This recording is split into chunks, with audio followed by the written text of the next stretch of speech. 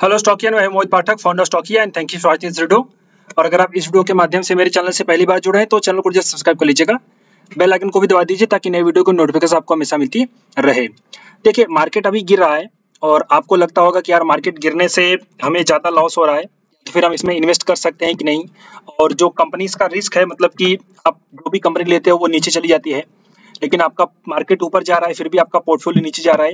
ये सब प्रॉब्लम को दूर करने के लिए, और अगर आप सही तरीके से इन्वेस्टमेंट करना चाहते हो और एक वेल्थ क्रिएशन की जर्नी अपनी स्टार्ट करना चाहते हो सही तरीके से, तो आपको इन्वेस्ट करना चाहिए ईटीएफ में।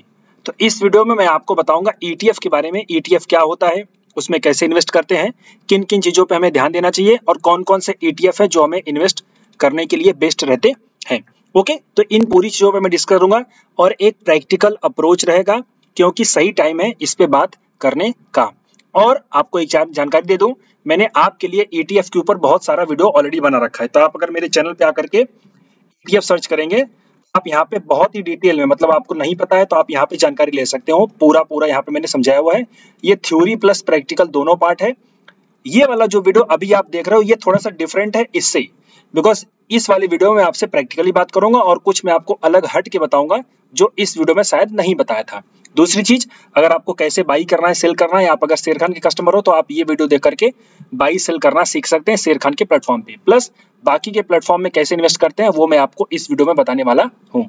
तो डेफिनेटली आपको ये वीडियो आराम से देखना चाहिए, अच्छे से देखना चाहिए और देख करके आपको समझना चाहिए, क्योंकि ये एक सही, बेहतर और अच्छा तरीका है इन्वेस्ट करने का, मार्केट में पार्टिसिपेट करने का, मार्केट के फॉल से डरने का नहीं। ये सब चीजें आपको अच्छे से समझ में सीखने को मिलेंगी। फिर भी अगर ये वीडियो देखने के बाद कोई कंफ्यूजन आपकी रह जाए तो आप मुझे इस नंबर पे कॉल कर सकते हैं और मैसेज करके अपनी जानकारी ले सकते हैं, अपने डाउट्स आंसर कर सकते हैं। तो बहुत ही इंपॉर्टेंट वीडियो मैं आपके लिए बनाने वाला हूँ।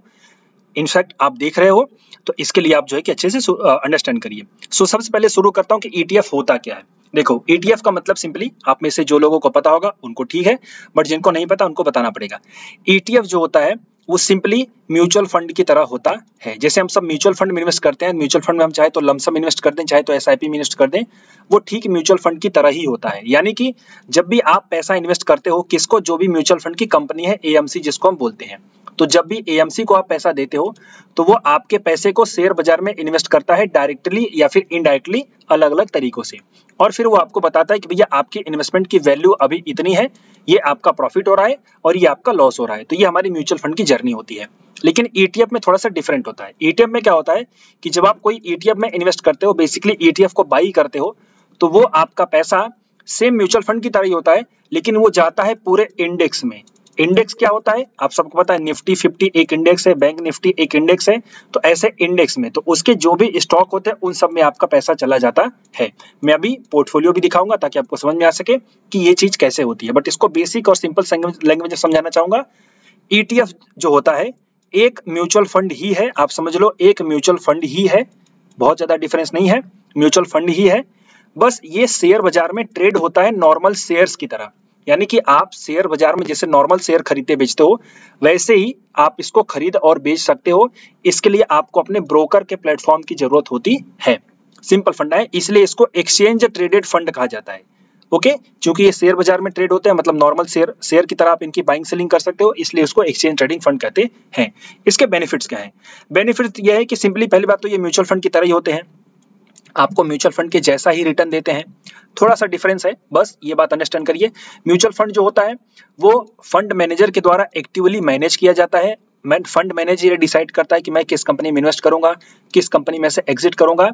लेकिन यहाँ ईटीएफ में ऐसा डिसाइड नहीं होता। ईटीएफ में आपका पैसा डायरेक्टली इक्वली डिवाइड हो जाता है सभी कंपनियों में जो भी इंडेक्स में आपने इन्वेस्ट किया हुआ है।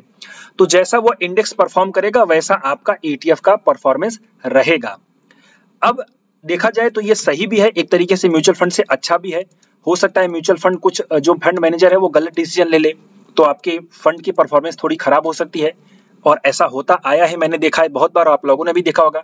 कभी कभी ऐसा होता है कि आपका मार्केट बहुत अच्छा चला है बट आपका म्यूचुअल फंड परफॉर्म नहीं कर रहा है। अगर आपके साथ ऐसा हुआ हो तो आप कमेंट बॉक्स में जरूर बताइए। लेकिन ईटीएफ में ऐसा नहीं रहता। ईटीएफ में क्या होता है कि अगर आपका मार्केट गिरा है तो ईटीएफ में डाउन आपका दिखेगा, लेकिन अगर मार्केट ऊपर चलाएगा तो ईटीएफ आपको उतना ही प्रॉफिट दिखाएगा। उसमें ऐसी प्रॉब्लम नहीं होती कि यार मार्केट ऊपर जा रहा है फिर भी मेरा पोर्टफोलियो यानी कि मेरा प्रॉफिट नहीं हो रहा है। ये आपको दिक्कत नहीं आएगी। यानी कि म्यूचुअल फंड की तरह ही होता है, लेकिन थोड़ा सा डिफरेंस है। जैसे कि म्यूचुअल फंड एक्टिव मैनेज होता है, लेकिन ETF एक्टिवली मैनेज नहीं होता, वो डायरेक्टली सब में इन्वेस्ट किया जाता है। तो इससे ये बेनिफिट होता है कि मार्केट बढ़ने के साथ साथ आपको रिटर्न दिखाई देता है। जैसे मैं आपको चार्ट पे एक जस्ट ये चीज प्रूफ करके दिखाना चाहता हूं ताकि आपको ये समझ में आ सके। जैसे मैं आपसे बात करूंगा निफ्टी की। अब यहाँ पे देखिए निफ्टी, जो निफ्टी है यहाँ पे आप देख सकते हैं, निफ्टी का मैंने आपके सामने चार्ट ओपन किया है। अब निफ्टी के चार्ट को अगर मैं दिखाऊं और ये दिखाऊं आपको कि ये चार्ट हमारा कैसा है, तो आप यहाँ से इजीली कह सकते हैं कि निफ्टी का जो हमारा चार्ट है वो ऊपर जा रहा है, यानी कि हमारा मार्केट ऊपर जा रहा है। ओके, अगर मैं आपसे पूछूं कि एक एरिया में कि आपको रिटर्न कितना मिला, तो मैं लेट से यहाँ से कैलकुलेट करता हूँ। लेट से मैं यहाँ से डेट सेलेक्ट कर लेता हूँ। ये जो डेट है आपकी, आई थिंक मुझे लगता है कि 7 जून की। तो 7 जून से अगर मैं आज तक का देखूं तो मैं आपको इजीली कह सकता हूं कि इसमें आपको 7% का रिटर्न दिखाई दे रहा है। क्या दिखाई दे रहा है? 7% का रिटर्न दिखाई दे रहा है। कहां से? 7 जून से। 7 जून ही है ना, अलग है क्या? मैं इसको यहाँ पे, हाँ चलो 7 जून, 7 जून से 7%, वेरी गुड। ओके, तो अगर मैं आपसे ये कहूँ कि 7 जून को मार्केट आपका जहां पे था, निफ्टी आपकी जहां पे थी, वहां से लेकर के आज तक देखें तो आपको 7% का रिटर्न मिल रहा है। ये चीज समझ में आ गई? ओके, अब ये देखो कितना महीना हुआ, तो मैं यहाँ पे जून अगर देखूं तो हमारा जुलाई, अगस्त, सितंबर, अक्टूबर 4 महीने हुए हैं। 4 महीने हुए है ना। अब इन 4 महीनों में अगर मैं आपको किसी पर्टिकुलर फंड की परफॉर्मेंस दिखाना चाहूं तो आपको समझ में आएगा कि ये म्यूचुअल फंड से कैसे एक तरीके से थोड़ा सा डिफरेंट है। तो सबसे पहले हम क्या देख रहे हैं? सबसे पहले हमने निफ्टी के रिटर्न को देखा, यानी कि हमारे मार्केट के रिटर्न को हमने देखा। ओके, ये हमने देख लिया। कितने परसेंट का? 7% का। कितने महीने में? 4 महीने में, पिछले 4 महीनों में। ओके, अब हम किसी म्यूचुअल फंड के परफॉर्मेंस को देखते हैं, बट इसके लिए एक थोड़ी सी डिस्क्लेमर दे दूं। मैं जिस किसी भी फंड का नाम लूंगा या फिर उसको मैं एज ए एग्जांपल यूज करूंगा, उसमें मेरा कोई भी पर्सनल व्यू नहीं है। मैं ये नहीं चाहता हूं या फिर ये मेरा उद्देश्य नहीं है कि वो खराब है या फिर अच्छा है। मैं जस्ट आपको एग्जांपल के लिए यूज कर रहा हूं। तो आप इसमें ऐसा मत समझिए कि वो खराब है या फिर अच्छा है, वो सिर्फ मैं एग्जाम्पल के लिए यूज कर रहा हूँ। तो मैं मनी कंट्रोल की वेबसाइट में जाना चाहूंगा और देखो, चूंकि मैं म्यूचुअल फंड के ऊपर, सॉरी ETF के ऊपर ये वीडियो बना रहा हूं, तो ये वीडियो काफी डिटेल में और अच्छा होने वाला है। और इसमें जो जो लॉजिक मैं देने वाला हूं वो आपको यूट्यूब के किसी भी वीडियो में नहीं मिलने वाला। आप अभी से समझ गए हो कि जिस तरीके से मैं आपको इंडेक्स दिखा करके फिर म्यूचुअल फंड की वेबसाइट पे लेके जा रहा हूं और फिर आपको ETF की परफॉर्मेंस दिखाऊंगा, तो आपको पता चल गया होगा कि इस वीडियो में आपको क्या सीखने को नया मिल रहा है। तो वीडियो में बने रहो, पूरी कंप्लीट आपकी जर्नी हो जाएगी। ETF के बारे में कोई डाउट नहीं रहेगा, और अगर डाउट रहे तो मेरा नंबर आपके पास है। तो कंप्लीट टोटली शांति से बैठ करके देखते रहो ये वीडियो, और अभी टाइम नहीं है तो बाद में देख लेना, पहले वॉच लेटर में डाल के छोड़ दो। ओके, तो चलो, अब हमने क्या देखा था? हमने देखा कि भैया हमारे मार्केट ने 7%, मैं रफली यहीं से आइडिया ले रहा हूं, मैं कहीं यहाँ से भी ले सकता हूं, तो नेगेटिव रिटर्न मिलेगा, कोई दिक्कत नहीं है। बट आपको एक ओवरव्यू देना है कि भाई कैसे काम करता है ETF, दिस इज वाई। सो 7% का रिटर्न। अब हम क्या करते हैं, कोई भी एक म्यूचुअल फंड ले लेते हैं। लेट से मैं ले लेता हूं अपने क्या कहते हैं, निफ्टी का। लेट से मैं ले लेता हूं निफ्टी, यहाँ पे म्यूचुअल फंड में आ जाता हूं मैं। निफ्टी 200 वैल्यू है, निफ्टी 500 है value, 50 index, UTI Nifty 50 index fund ये भी है आपका, HDFC इंडेक्स फंड। और मैं जैसे कि चलो काम करते हैं, हम निफ्टी 50 UTI का निफ्टी 50 इंडेक्स ले लेते हैं। ओके, हालांकि इसका रिटर्न भी सेम रहेगा, उसमें दिक्कत नहीं है बिकॉज ये इंडेक्स फंड है। तो मैं इसमें क्या करता हूं, मैं 6 मंथ का इसमें करता हूं। तो 6 मंथ में 3 मंथ करते हैं, चलो एक बार। सो 3 मंथ में आपको इसमें रिटर्न कितना मिला? This scheme 3.16%। अब मैं मानता हूं कि 3% यहाँ पे आपका है, मैं इसको थोड़ा आई थिंक लगता है मैं इसको 6 मंथ करूंगा तो और ज्यादा, 6 मंथ में 11% का रिटर्न मिला है। तो मैं एक बार यहाँ पे भी 6% का देख लेता, या 6 मंथ का देख लेता हूँ, तो आपको थोड़ा और अच्छे से कैलकुलेशन मिल जाएगा। 6 मंथ आपका यहाँ पे होगा, मतलब कि मैं अगर देख रहा हूँ तो अक्टूबर तो खैर चल ही रहा है, सितंबर, अगस्त, जुलाई, जून, मई, अप्रैल। तो अप्रैल में हम चलते हैं।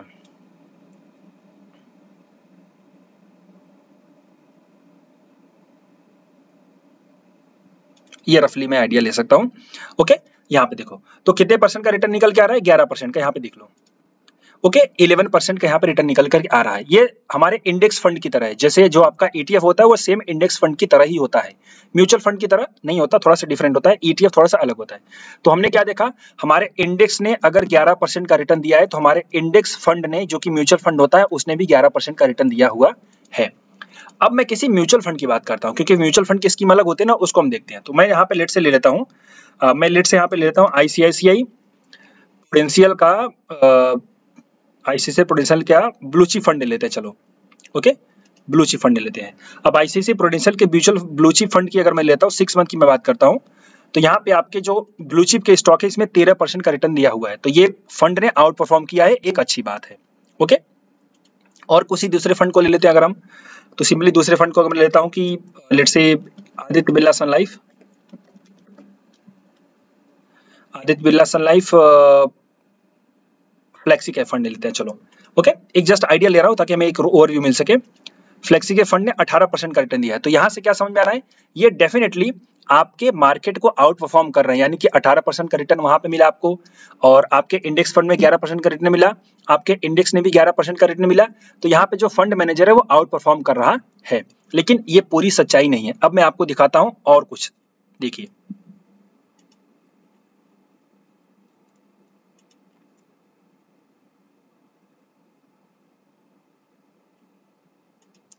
मैं अगर यहाँ पे आऊँ परफॉर्मेंस ट्रैकर में, तो मैं सिंपली एक लार्ज कैप फंड है तो मैं लार्ज कैप रहने देता हूँ, मैं देखता हूँ कोई मिड कैप फंड ले लेते हैं, चलो मिड कैप का।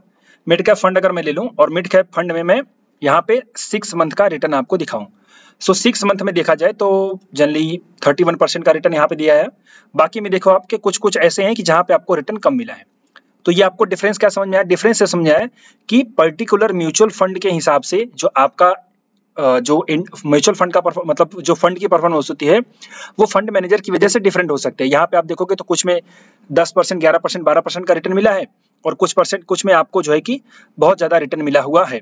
तो ये मैं क्या प्रूफ करना चाह रहा था, मैं ये प्रूफ करना चाह रहा था कि जो म्यूचुअल फंड होता है उसका रिटर्न थोड़ा सा अलग होता है ETF के मुकाबले और इंडेक्स फंड के मुकाबले। ये बात आप समझ लो, अभी आपको यहाँ पे क्लियर हो गया। अब हम क्या करते हैं, अब हम ETF के रिटर्न को देखते हैं। तो ETF का रिटर्न अगर हम देखें तो मैं निफ्टी 20 का यहाँ पे ले रहा हूँ, जस्ट निफ्टी का ही इंडेक्स है निफ्टी 20, और मैं अप्रैल से यहाँ पे लगा लेता हूँ। तो अप्रैल हमारा है यहाँ पे, ओके, तो मैं यहाँ पे लगा लेता हूँ कि कितना रिटर्न मिला। तो ये रहा आपका रिटर्न का हिसाब किताब, 12%। अब आप यहाँ पे देख रहे हो कि 12% का इसने रिटर्न दिया। सिंपली हमने एक 6 महीने के कैलकुलेशन करी यहाँ पे 12% का, तो यहाँ पे क्या समझ में आया, हमारे पास आउटपुट मिला कि हमारा जो निफ्टी था, यानी जो हमारा मेन इंडेक्स था, उसने हमें 11% का रिटर्न मिला, रफली हम लेके चल रहे हैं। हमारे इंडेक्स फंड ने हमें रिटर्न मिला लगभग 11% का रफली, हमारे ETF में हमें 12% का रिटर्न मिला। अभी और इसमें पॉइंट है, याद रखना, 12% रिटर्न मिला, और हमारे म्यूचुअल फंड में हमें लगभग हम मान सकते हैं कि अच्छा रिटर्न मिल रहा है। तो यहाँ से क्या समझ आएगा कि म्यूचुअल फंड की तरह ही है, लेकिन थोड़ा सा अलग है, क्योंकि यहाँ पे फंड मैनेज होता है, इसकी वजह से आपके रिटर्न अच्छे दिखाई देते हैं, और वहां पे आदमी बेसिकली फंड मैनेजर होता है, वो आपको अच्छा रिटर्न देता है। लेकिन इंडेक्स में आपके कुछ नहीं करना है, आपको सिर्फ पूरा इन्वेस्ट कर देना है, और ETF में आपको पूरा इन्वेस्ट कर देना है, ये वाली बात रखो।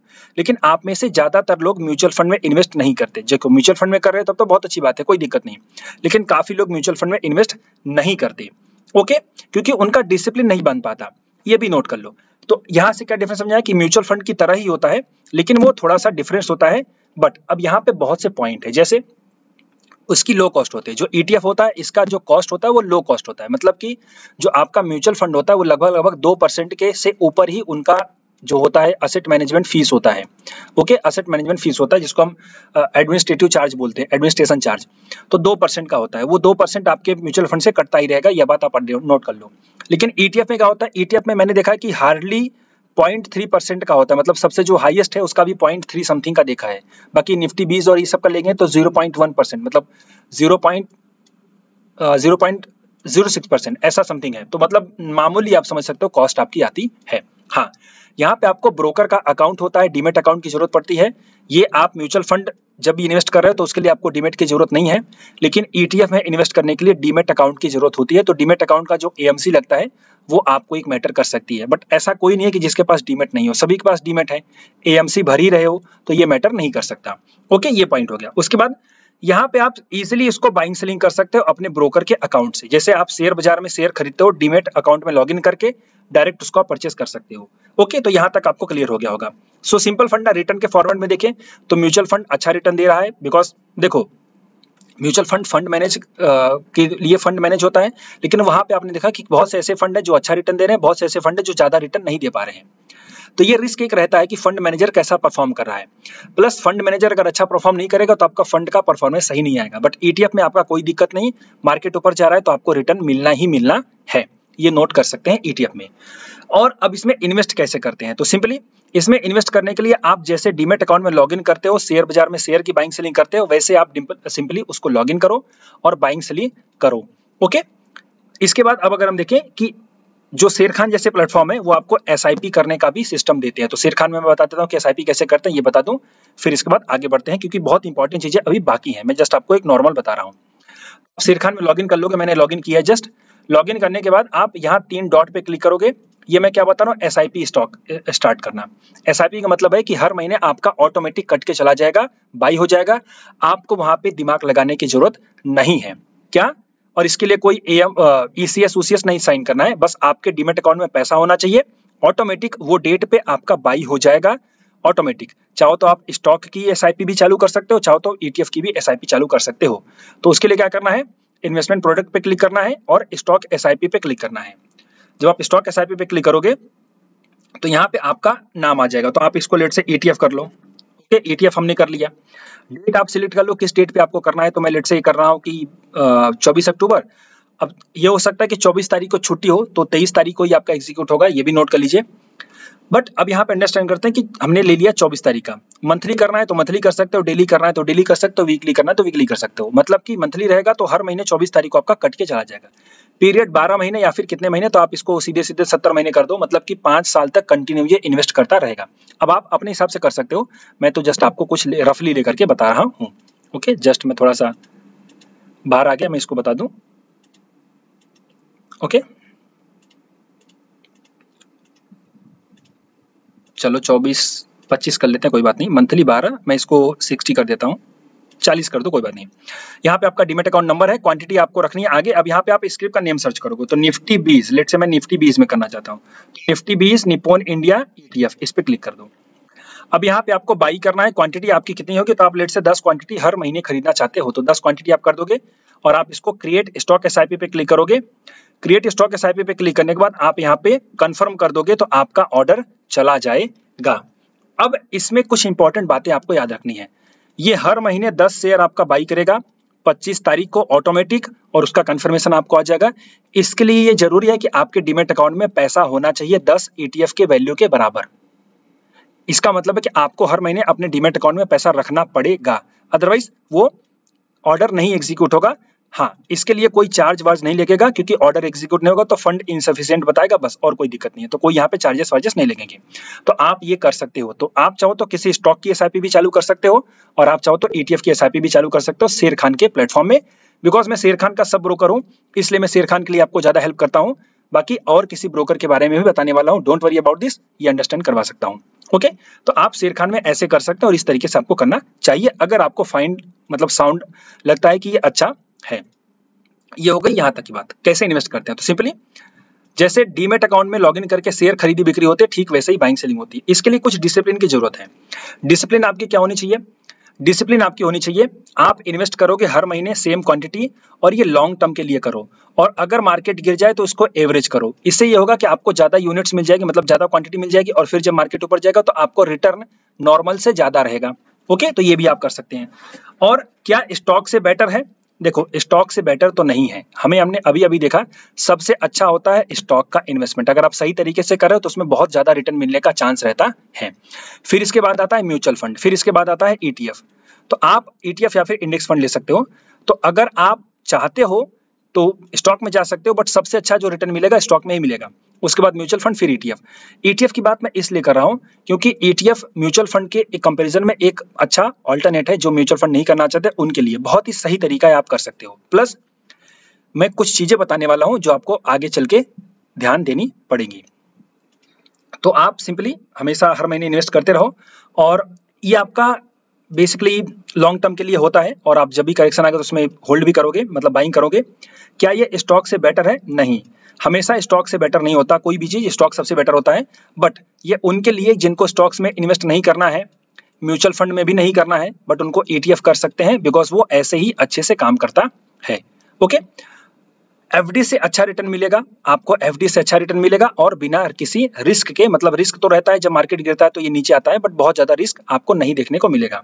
ओके, और इसमें आप एक चीज का याद रखो कि कभी भी बहुत ज्यादा इन्वेस्टमेंट मत करना।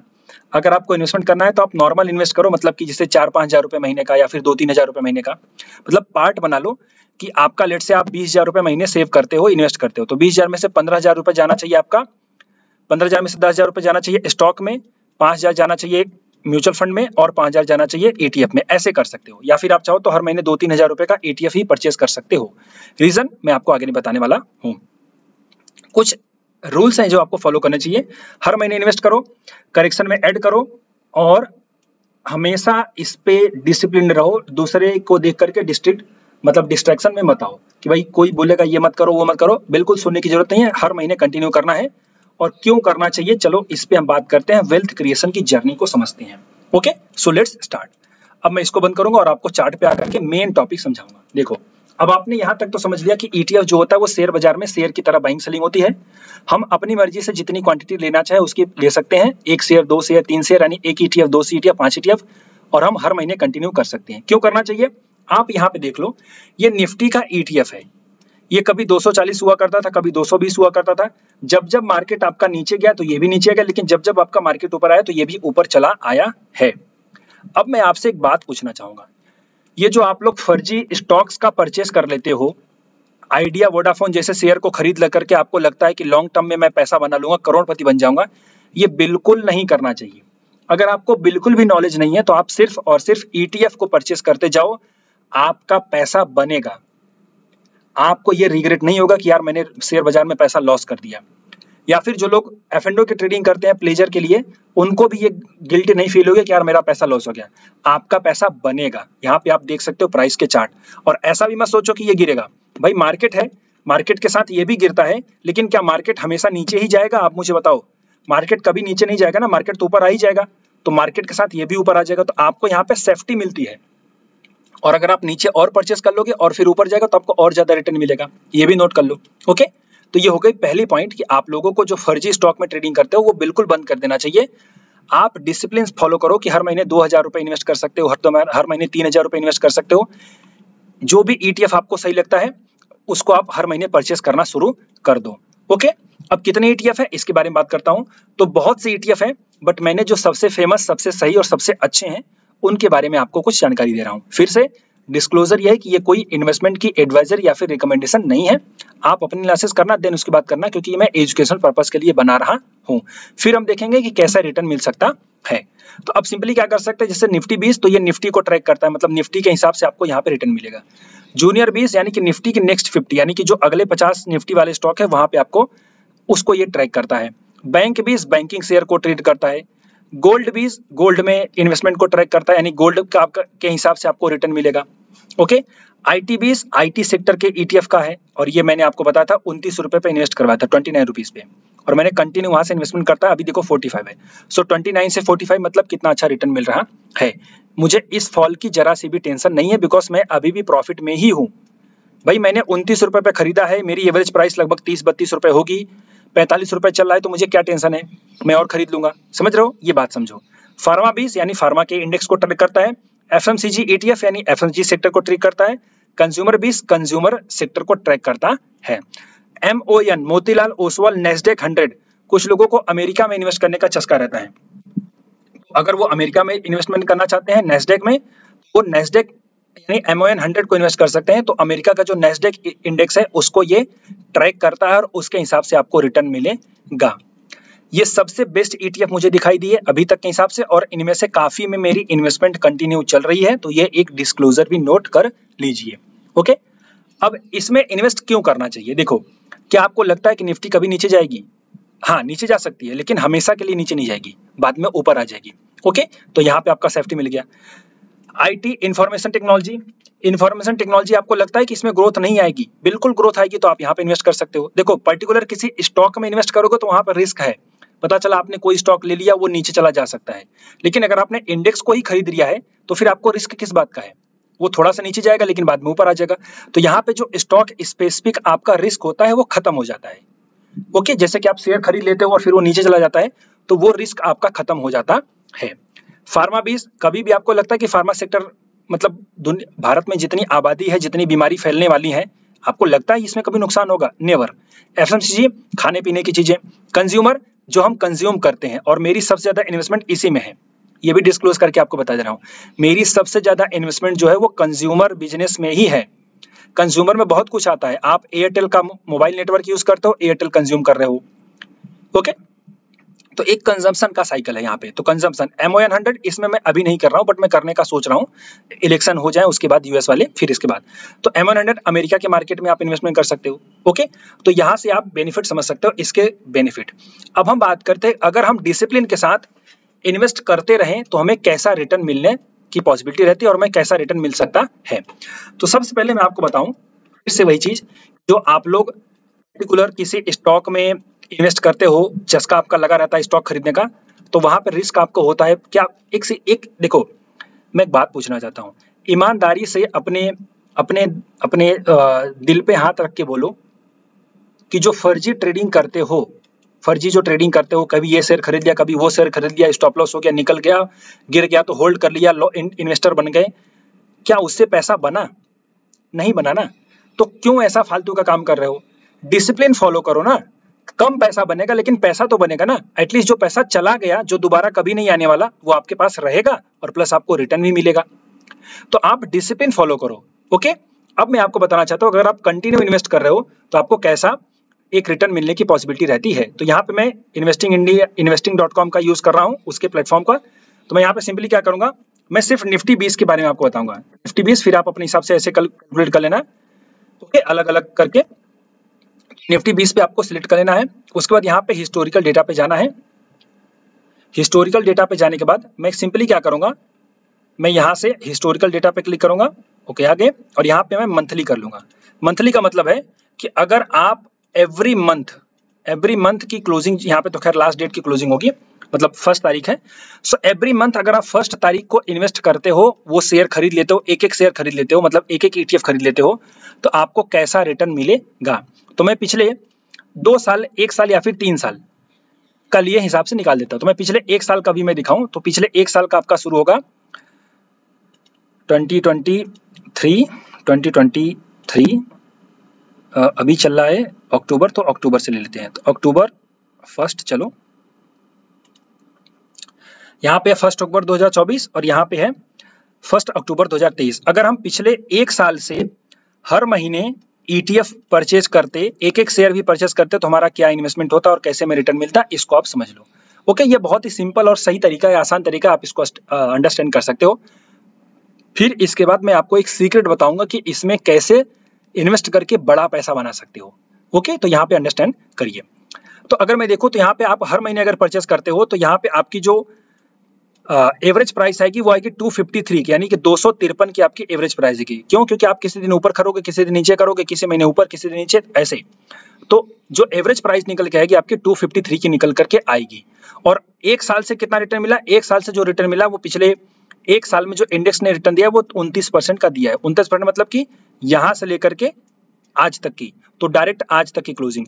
बट हम जो रिटर्न निकालेंगे अपनी एवरेज प्राइस के हिसाब से निकालेंगे। क्यों? क्योंकि हमारी एवरेज प्राइस के हिसाब से प्लस करंट प्राइस का डिफरेंस अगर निकालेंगे तो हमारा निकल के आएगा रिटर्न। तो हमने, हमारी एवरेज प्राइस क्या थी? हमारी एवरेज प्राइस थी 253, मैं इसको 254 मान लेता हूं। आज की प्राइस क्या है? आज की प्राइस है 280, तो मैं इसको 280 के हिसाब से कैलकुलेट करता हूं। तो देखो simply 280 minus 254, 254 minus 26 multiplied by 100 divided by 254, 10% का रिटर्न आपको पिछले 1 साल से मिला है। अगर आप कुछ भी नहीं कर रहे हो, हर महीने सिर्फ इसी को खरीद करके होल्ड कर रहे हो, तब। समझ रहे हो? ये आप अंडरस्टैंड कर लो। प्लस आपने अगर फॉल में और खरीद दिया होता तो यही रिटर्न आपका और ज्यादा हो जाता। फॉल में और कैसे खरीदते हैं उसके बारे में बताने वाला हूं। तो अब इसमें आप देखो कि आपने कुछ नहीं किया, सिर्फ हर महीने डिसिप्लिन फॉलो किया और आपका पैसा बना। अंडरस्टैंड कर रहे हो? यहाँ पे जो आप फालतू का शेयर खरीदते हो, फालतू के नुकसान झेलते हो, उससे ज्यादा बेटर है कि ये आपका रिटर्न बना। और 1 साल में 10% का रिटर्न का मतलब है कि आप इन्फ्लेशन को बीट कर रहे हो। इन्फ्लेशन को बीट कर रहे हो तो आप अच्छा कर रहे हो। इन शॉर्ट आप अच्छा कर रहे हो, ओके। ये चीज अंडरस्टैंड करो। फिर इसके बाद अगर मैं पिछले साल से बताऊं तो पिछले साल अगर हमारा जो है 2 साल लेते हैं, 2 साल 2022 अक्टूबर, पिछले अगर मैं 2 साल से देखूं तो 2 साल में अगर करेंगे तो 229 की एवरेज प्राइस आएगी 229, और 229 के हिसाब से अगर हम देखेंगे तो मैं समझता हूँ कि 30 ले लेते हैं, 230 से 280 तो 50 मल्टीप्लाइड बाई 100 डिवाइडेड बाई 230, 21% का 2 साल में 21% का रिटर्न मिला है। आप यहाँ पे देख सकते हो पिछले 2 साल में 21% का रिटर्न मिला है। ये सिर्फ मैं निफ्टी 20 की बात कर रहा हूँ। ओके, बाकी आप अगर और नीचे करे परचेस करते हो तो आपको और अच्छा रिटर्न मिलता है। तो सिंपली यहाँ पे आप अंडरस्टैंड कर सकते हो कि हर महीने इसको कंटिन्यू करो तो आप इसमें एक अच्छा पॉजिटिव रिटर्न बना सकते हो, ये अंडरस्टैंड कर लो। प्लस इन्फ्लेशन को बीट कर सकते हो, जो कि बहुत ज्यादा जरूरी है। तो आप इनमें से ऐसे इन्वेस्ट करो। अब इसमें इन्वेस्ट कैसे करते हैं, तो आप अपने फंड को डाइवर्सिफाई कर सकते हो। लेट से आपके पास 3000 रुपए है, तो आप हर महीने 3000 रुपए का कोई इनमें से 3 सिलेक्ट कर लो, उसका परचेस करते रहो। अब इसमें से जो भी आपको अच्छा लगे आप उसमें करिए। मैं किसी को रिकमेंड नहीं करूंगा, बिकॉज वो रिकमेंडेशन हो जाएगी। जो आपको लगता है कि कंज्यूमर सेक्टर कभी नीचे नहीं जाएगा, आप उसमें इन्वेस्ट करो। आपको लगता है दवाइयां हमेशा बिकेंगी, आप उसमें इन्वेस्ट करो। आपको लगता है बैंकिंग हमेशा चलेंगे, आप उसमें इन्वेस्ट करो। आपको लगता है IT सेक्टर हमेशा ऊपर जाएगा, आप उसमें इन्वेस्ट करो। आपके हिसाब से करो, ओके, लेकिन करो। जो फालतू का ऑप्शन में लॉस कर रहे हो, फ्यूचर में लॉस कर रहे हो, कैश मार्केट में इधर उधर ट्रेडिंग करके पोर्टफोलियो को नेगेटिव कर देते हो, उससे ज्यादा बेटर है कि आप यहाँ पे करो। ओके, ये अंडरस्टैंड कर लीजिए। अब वेल्थ क्रिएशन कैसे होती है, देखो वेल्थ क्रिएशन ऐसे होती है, अगर आप यही चीज कंटिन्यू कर रहे हो तो मैं आपको दिखाना चाहता हूँ। पिछले मैं बहुत सालों से कर लेता हूँ। मैं पिछले लेट से मैं 20 साल का एक ले लेता हूँ एग्जाम्पल। चलिए फटाफट नीचे जाते हैं। 2024 है तो 2004 लेते हैं, 2004। लेट से मैं 2004 के अक्टूबर महीने शुरू कर रहा हूँ। मैं जस्ट एक रफली आइडिया ले रहा हूँ पिछले उससे। ओके, आई थिंक वहां पे ये चीज लॉन्च भी नहीं हुई होगी, तो शायद यहाँ पे नहीं मिलेगा, बट देख लेते हैं। अच्छा है, ओके चलो है। सो यहाँ पे आप देख सकते हैं कि ये जो नवंबर 2004 में था, लगभग 18 रुपए का ट्रेड कर रहा था। हालांकि इसमें एडजस्टमेंट हुई होगी, कोई स्प्लिट हुआ होगा तो वो मुझे नहीं पता है, मैं ऐसे रफली काउंट कर रहा हूँ। ओके, हो सकता है इसमें कोई स्प्लिट टू स्प्लिट हुआ हो तो वो चीज शायद नहीं देखने को मिलेगी, बट एक बार मैं फिर से देख लेता हूँ, यहाँ पे शायद हुआ हो।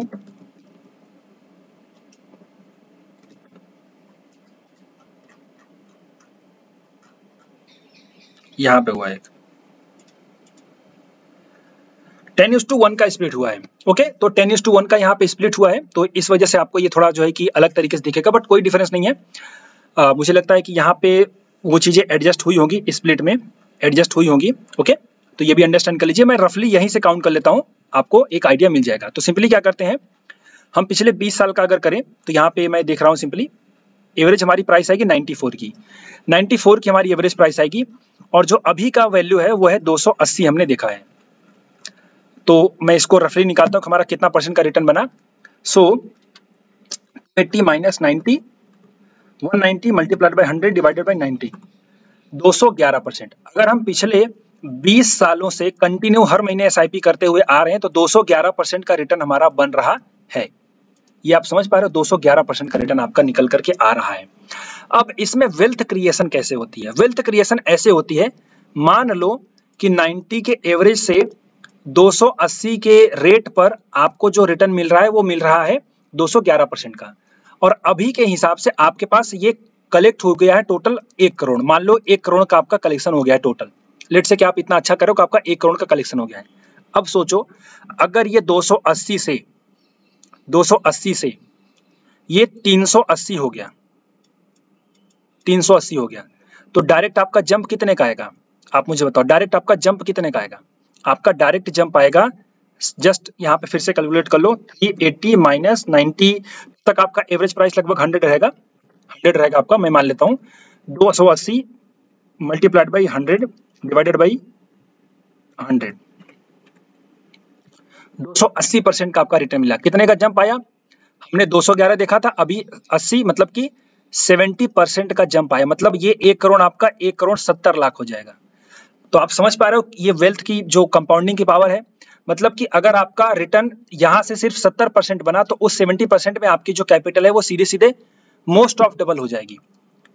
तो ऐसे ही कंपाउंडिंग वर्क करती है, आप इस पे अंडरस्टैंड कर लो। जिनको कंपाउंडिंग का नॉलेज है वही अच्छा काम कर रहे हैं, ये बात आप अंडरस्टैंड करके चल सकते हो। तो सिंपली ये बहुत ही इजी प्रोसेस है, बहुत ही सही तरीका है, आप इसमें इन्वेस्ट कर सकते हो।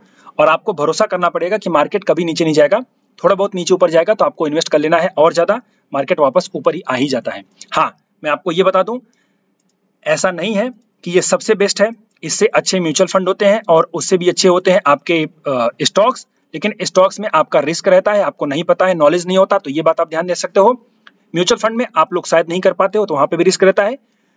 तो डेफिनेटली आप अगर कुछ नहीं कर पाते, मतलब मैं कहना चाहता हूं कि अगर फालतू काम कर रहे हो, मैं फिर से रिपीट कर दूं, अगर फालतू काम कर रहे हो तो वो फालतू काम करना बंद कर दो, सिर्फ इसी में इन्वेस्ट करो। एटलीस्ट आपका पैसा आपके पास रहेगा, प्लस एफडी से ज्यादा रिटर्न मिलेगा, प्लस इन्फ्लेशन को बीट कर पाओगे, तो कंगाल नहीं हो पाओगे, वरना कंगाली की तरफ जाओगे। मैं वर्ड यूज कर रहा हूं, कंगाली। हाँ, अगर इस ETF के वीडियो के ऊपर कोई भी कंफ्यूजन या फिर क्वेरी हो तो मैं फिर से समअप करने वाला हूं, बट आप मुझे कॉल करके जानकारी ले सकते हैं, प्लस ये वीडियो आप देख सकते हैं, तो आपको और ज्यादा डिटेल में समझ में आ जाएगा। ये मैंने प्रैक्टिकली समझाने का ट्राई किया, इस वजह से आपको ऐसा रिटर्न मतलब ऐसा कुछ दिख रहा है, अंडरस्टैंड करें। सबसे पहले ETF शेयर बाजार में शेयर बाजार की तरह डायरेक्ट बाइंग सेलिंग कर सकते हैं, अपने डीमैट अकाउंट में लॉगिन करके कर सकते हैं। जितना पैसा है उतना खरीदो, जितना पैसा है उतना क्वांटिटी खरीद सकते हो। हर महीने खरीदो, हर महीने खरीदते चले जाओ, कभी नीचे कभी ऊपर, कभी नीचे कभी ऊपर, ऑलवेज ऊपर जाएगा, ये आप अंडरस्टैंड कर सकते हो। आपको रिटर्न मिलेगा, जो आप फालतू में लॉस कर रहे हो ऑप्शन ट्रेडिंग करके, उससे ज्यादा बेटर है। लेकिन सिर्फ इसी में इन्वेस्ट करना चाहिए ऐसा जरूरी नहीं है, आपको डाइवर्सिफाई रहना चाहिए। आप यहाँ पे अपनी पूरे इन्वेस्टमेंट का 20% या 10% ऐसा इन्वेस्ट कर सकते हो। लेकिन से आप हर महीने 20,000 रुपए इन्वेस्ट करना चाहते हो तो आप 5,000 रुपए इसमें इन्वेस्ट कर सकते हो, बाकी का अलग से इन्वेस्ट करिए, वो डिपेंड करता है आपके ऊपर। लेकिन जिनको कुछ नॉलेज नहीं है, जिनको कुछ समझ में नहीं आता, उनको तो पक्का पक्का यही करना चाहिए, सिर्फ ETF में करना चाहिए और कहीं करना नहीं चाहिए। ये वीडियो अगर अच्छा लगा हो तो लाइक जरूर करेगा। फिलहाल आप यही सब चीजें अगर सीखना चाहते हो तो मेरी क्लासेस चलती है, मैं आपको जानकारी दे दूं, हर 2-2 महीने 3-3 महीने पे मेरी क्लास चलती है। उसके लिए आप अगर ये वीडियो देखेंगे तो पूरी डिटेल आपको यहाँ पे मिल जाएगी और आप वो क्लास ज्वाइन कर सकते हैं। अगली बैच 20 नवंबर से होगी, तो आप उसको ज्वाइन कर सकते हैं। ये सब चीजें आपको बहुत अच्छे समझाई जाएंगी, सिखाई जाएंगी, plus practically hand holding support मिलेगा। सही टाइम पे इन्वेस्ट करने के लिए आपको गाइड किया जाएगा और सही टाइम पे प्रॉफिट बुक करने के लिए भी आपको गाइड किया जाएगा। ओके, सो ये ETF के ऊपर था, प्रैक्टिकल इन्वेस्टमेंट कैसे करते हैं उसके ऊपर वीडियो था। थोड़ा सा वीडियो लंबा हो गया, उसके लिए माफी चाहता हूं, बट जितनी चीजें मुझे बतानी थी वो जरूर थी कि मैं आपको बताता, इसलिए टाइम लग गया। कोई भी कंफ्यूजन हो तो मुझे कॉल करके जानकारी ले सकते हैं। फिलहाल ये वीडियो अगर अच्छा लगा हो तो लाइक जरूर करिएगा, अपने दोस्तों के साथ शेयर करिएगा और चैनल को सब्सक्राइब करना ना भूलिएगा। अभी के लिए इतना ही, thank you and wishing you all the best.